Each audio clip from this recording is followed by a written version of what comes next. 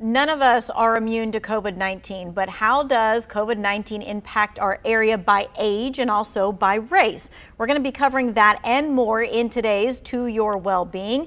Dr. Jay Wyatt is the Chief Medical Officer for Moses Cone Memorial Hospital. So let's get started with these questions. And so the first thing we want to know, is anyone immune to COVID-19, or are there groups that don't need to worry about it? No, thank you for having me here, Tanya. And just to answer that question, there's no one who has innate immunity to COVID. Now, there are people who may have been exposed to COVID and have contracted it that may have some immunity, but we have not been able to isolate those people out specifically and show that that immunity either is complete or lasts forever. Yeah, because I've heard people say, well, I'm not going to wear a mask and I don't need to because I'm immune. And so that does not hold water. I'm not quite sure where they got that information from and who may have told them that. But we want to make sure that we're giving the correct information instead of things that you just might hear here and there. All right, so Dr. Wyatt, what do we need to know when it comes to age and COVID-19? So the incidence seems to be higher in the older population, particularly people over 50 years old. However, the reason we may not be noting the younger generation and the incidence there and the prevalence is because they don't necessarily show symptoms the same way. And also they may not be getting tested as much as you saw in some of the recent regional college outbreaks. When you started to test a lot of those kids, they did show up being COVID positive. So I think some of the differences are in the groups that show symptoms earlier and those that do not. All right, so we keep hearing the headline, younger people are not as much risk as people over the age of 65, that they don't make up a whole lot of the cases, but I'm sure there's more context to go with that.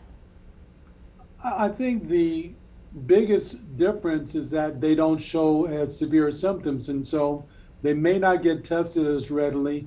And I don't think that their chance of getting it is that much less. I just think they don't show symptoms. So when they do contract it or may be exposed, they may go for a significant period of time with minimal symptoms. So how does race figure into COVID-19? So again, I think we're starting to see larger numbers in the Black community and the Latin community, Latinx community, because we're starting to test a lot more. Because there are significant medical comorbidities in some of these groups, we tend to be affected more severely a lot of times when they have lung disease or maybe heart disease. So I do think we are seeing a larger number. What we see, about 30 to 33% of the Black population in our area has been COVID positive in terms of the overall number of people that are positive.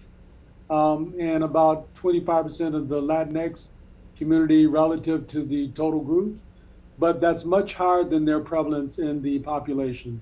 So it's sort of a higher incidence of COVID than there are a number of people in the population. All right, so how do we go about combating that for the Black community and for the Latinx community? I think they need to follow the same rules that everyone else is, and they are, but somehow try to get them in to see people sooner when they start to have symptoms. You see a lot of people sort of attributing their symptoms to things like asthma, or they have an allergy and it's seasonal.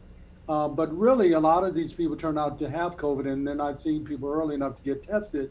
And the only way we're going to sort of curtail more spread is to test early and then isolate as much as possible. All right, is there anything else that you think we need to know specifically on this before we start getting to text questions?